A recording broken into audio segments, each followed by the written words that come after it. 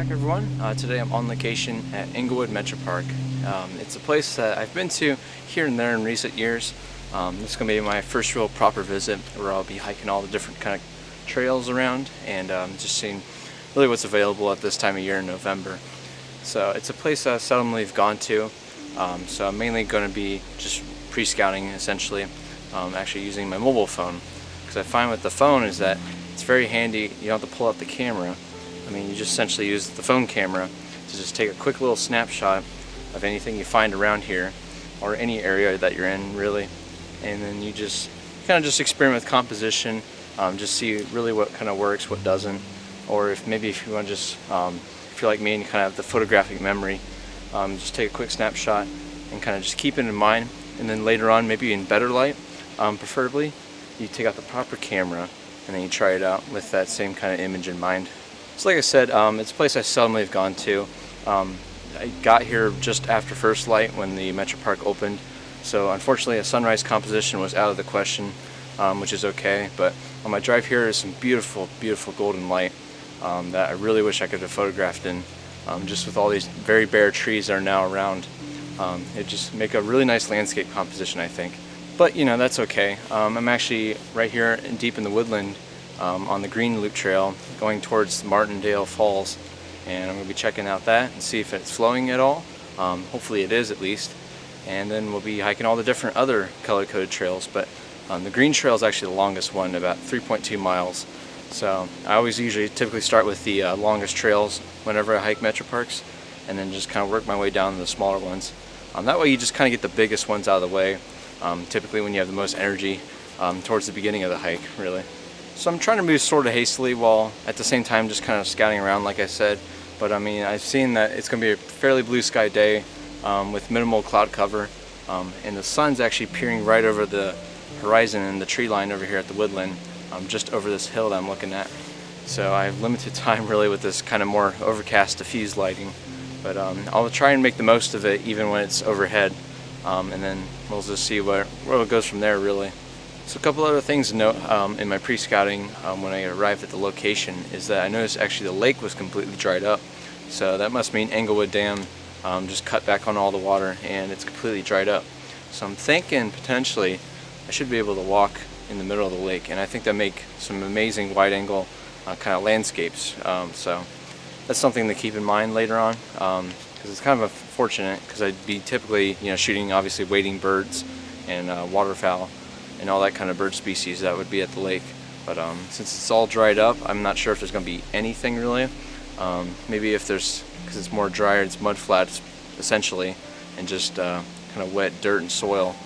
I'm wondering if it's going to have any kind of plovers or sandpipers. We'll see. But for right now, I'm going to be focusing on typically landscapes and checking out the two waterfalls here. Like I said, Martindale Falls, which is coming up right here in a second, and then Patty Falls, which we'll check out later. And then, yeah, see where it goes from here. So let's get started.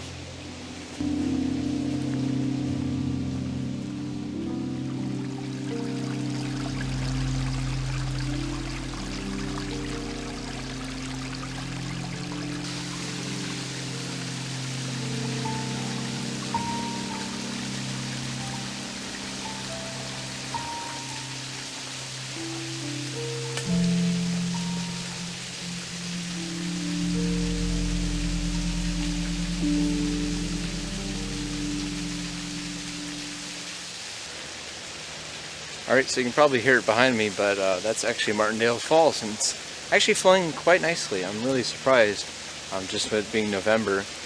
Plus the lake and Englewood Dam, it's all just kind of been dried up over there at the lake. I was really surprised just to see it, but maybe it's because it's connected to the Stillwater River, so that's what's keeping it flowing. Especially when this time of year, most waterfalls are just all dried up, and they're hard to find if you don't know what you're looking for. But I'm really surprised to find this one, flowing pretty well, to my surprise, and so obviously I'm going to photograph it, just because it's a little more unusual. I wouldn't typically photograph waterfalls without some bright summer green foliage, spring or summer really, just because I find that makes a much more appealing image. I've tried waterfalls, both big and small, in kind of the winter time, and just with all the bare brown trees, and it just doesn't have that quite same appeal and that kind of punch of color that I'm really looking for. This one's actually a little bit different because in the spring and summer, when I've been here, the green foliage really just blocks it all out. You can hear it and you can barely see it though, no matter what point of view, if you're below it or even right above it, crossing the bridge. So this actually works out in this case where there's actually no foliage in the way, and I could properly photograph it and really just make it stand out as being the sole subject of the photo. So yeah, it's been a few months since I photographed a waterfall like this, so I'm actually kind of excited. I've never actually took an image of this one at all, so it's going to be my first time kind of just working the scene, experimenting with it. I'm probably going to try, just because it's so far away, a small telephoto lens, probably just around the 75, probably no greater than that really, and then I'll try a wide angle lens and then just work with different horizontal and vertical compositions, and yeah, just see what works best. Might tack on some filters like a polarizer. I don't think I'll need a neutral density just because of how kind of small this waterfall is. It's not flowing too fast either, so I don't really see a need to use one of those right now. But yeah, I'm going to make the most of the light while the sun is still slowly creeping over the horizon and the tree line over here. And so far the waterfall is still kind of cast in shadow, but that's actually okay with me. So because a long exposure would just really expose the whole entire area and make it look nice and pretty. So let's get started.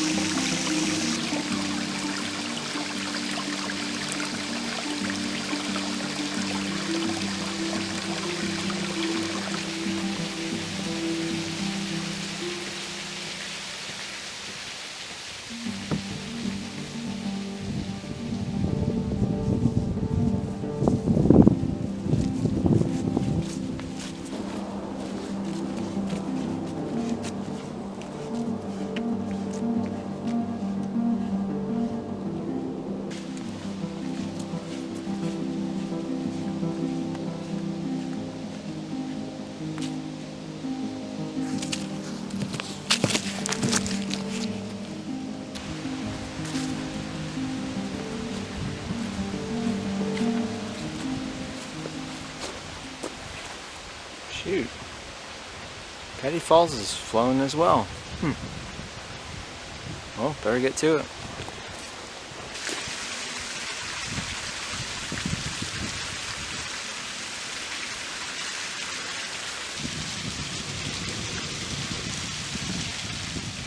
Apparently the reason why Patty Falls gets its name is there was a nearby family that settled here long ago.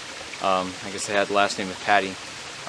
In contrast to Martindale Falls, which was actually a limestone shale that was undercut and crafted through a ravine and just carved basically over in geological period many hundreds of years ago in Ohio.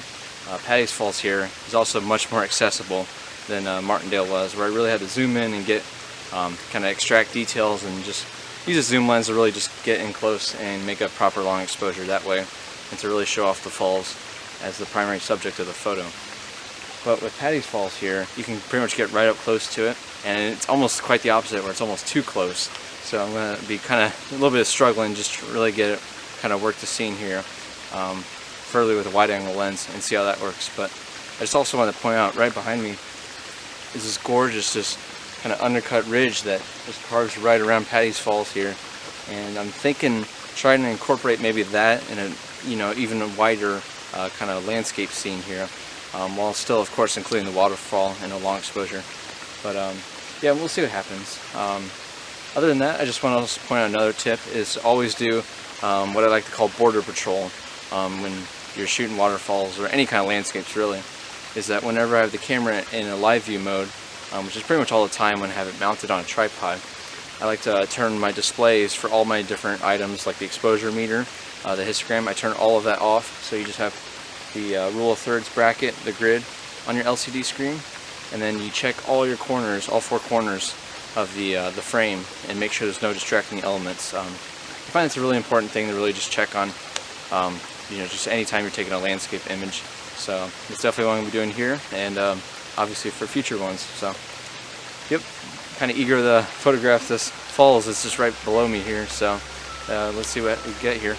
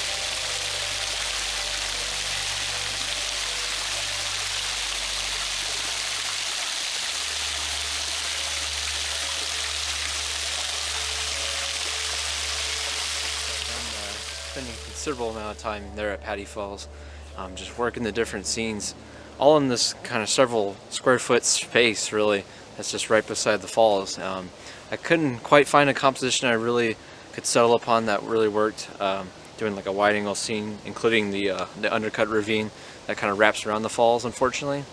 But I did get a lot more closer up, but still wide angle, some kind of more intimate kind of landscapes of the waterfall there. And I think they turned out pretty well. I had to bracket a handful of them just because of including the sky or not, which was something I was kicking around for a while now, or while I was there. So yeah, just got a handful of different shots. Pretty much a success for me, honestly, is when I can work a scene, get different lenses, different focal lengths, different kind of exposure readings, and just getting pretty much a variety, and just work, like I said, working the scene and just making it all look nice. I also just gotta say, it's really been a nice change of pace, honestly. Just shooting waterfalls in November, something I don't think I've quite done before, at least on this scale, just because, like I said, most of them are dried up. So this has been a really nice change of pace from the doing all the different fall foliage and everything else that I've been doing the past couple of months. And so it's been a very welcome thing to change up and just kind of keep some variety and keep the creative juices flowing in my photography as of late. Alright, so I'm still partway through the Green Loop Trail, so I'm just going to keep on going here, and we'll see however much else we can hike today.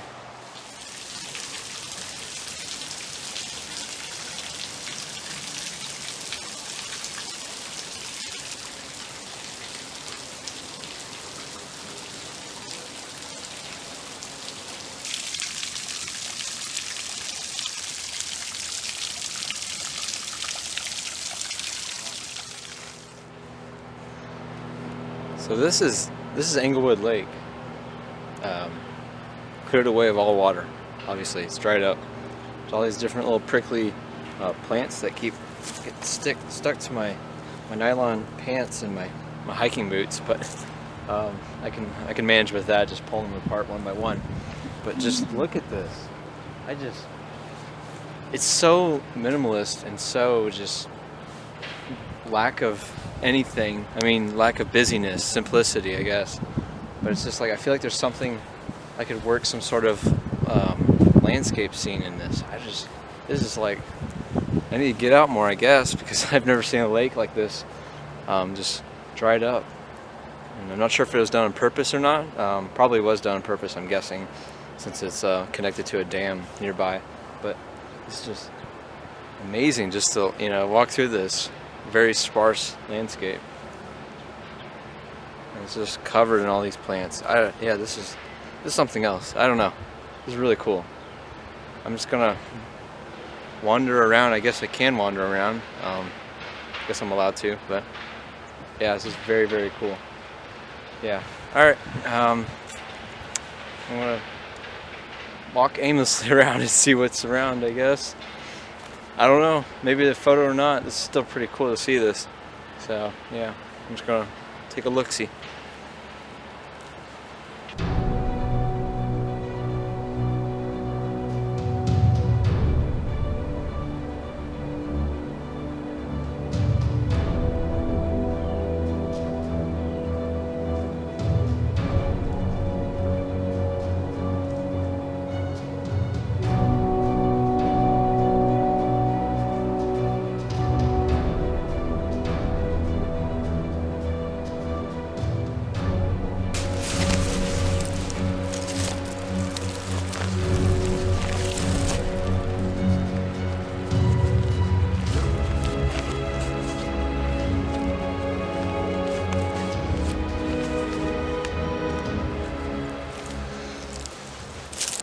So to start off, I'm going to be taking some creative blurs, some abstracts, using intentional camera motion. And I'm just going to be pretty much panning, tilting, zooming, just all the different kinds of techniques that are related to that genre, that niche of photography here. And I just feel like the nice cloudy blue, kind of blue and gray skies mixed in with the red tree line of the decaying leaves, and then you got all this plant life that's just on the ground that's orange. And just feel like all those colors just kind of make this really, when you really make a creative blur like this, it makes a very vibrant just photo. So, yep. Typical settings, I'm just using a really, really narrow aperture around the f/29 range, which the maximum aperture for this 75 to 300 lens is actually f/32. But f/29 is a good sweet spot because I'm using such a slow shutter speed and I'm intentionally blurring the image. I use an ISO of 100. I find that works just as well. And then for my shutter, that's the one setting that I primarily will change. Just very minor adjustments. I really keep it around consistent speed there, usually around 1/4 of a second. So I find that works just as well. So I'm going to take some images here, take a handful at least, and I think they'll turn out pretty well.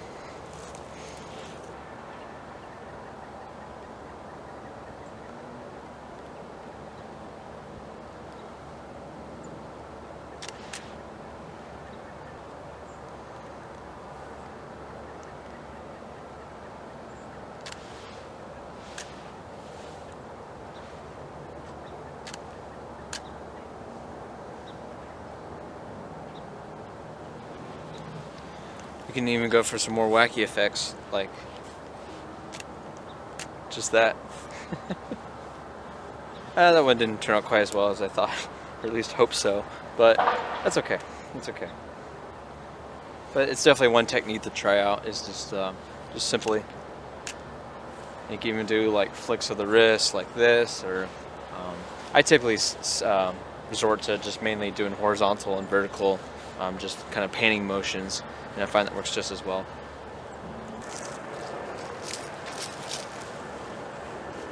This is it. It's like when people ask what you do for fun, and here I am. Oh, you know, I just like to walk through dry lakes by myself and find the smallest patch of just green leaves. So it looks like that wide angle composition with the green leaf just being the center focal point and subject of the photo, as well as being a prime contrast towards the rest of the landscape. Anyways, I think that's going to be our last photo for today, unfortunately. But I've really enjoyed my time here at Englewood. I hope you did too. Hope you learned a little bit. We covered quite a bit. We hiked around the green trail. We got a couple of waterfall compositions in there, and some other different landscapes. And then we explored the dry lake out here. So thank you so much for watching, guys. This has been Englewood Metro Park, And until next time, make sure to get out here. Thank you.